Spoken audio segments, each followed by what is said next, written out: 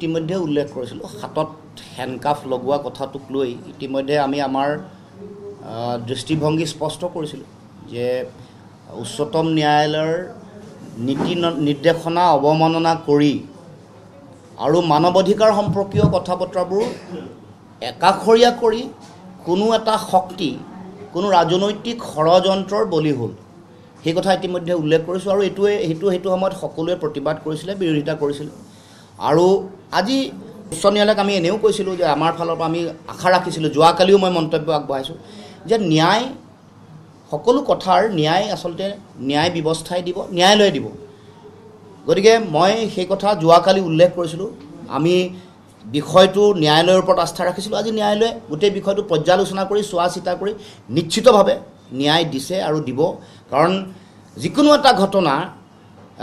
যেতিয়ালৈকে ন্যায়ালয়ৰ তেওঁলোকৰ দৃষ্টিভংগী নাহে যেতিয়ালৈকে তেওঁলোকৰ অবজাৰভেশ্যনেই হওক তেওঁলোকৰ ভাৰ্ডিক্ট যেতিয়ালৈকে নাহে কেতিয়াও কাকো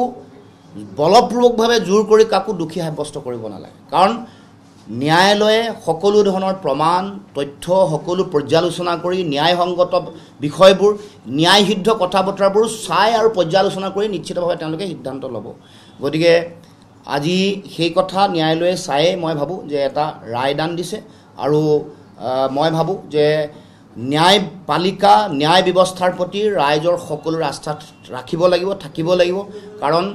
দেশত আইনৰ শাসন চলিব লাগে আইনৰ শাসন সংকটত পৰাৰ কাৰণেহে সমাজৰ বিভিন্ন ধৰণৰ সমস্যাৰ সৃষ্টি হৈছে গতিকে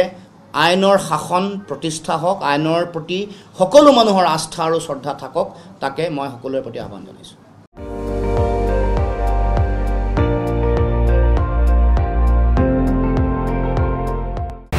আপুনি চাই আছে ND24 সৰ্বশ্ৰেষ্ঠ নহয় সৰ্বোত্তমৰ দৌৰত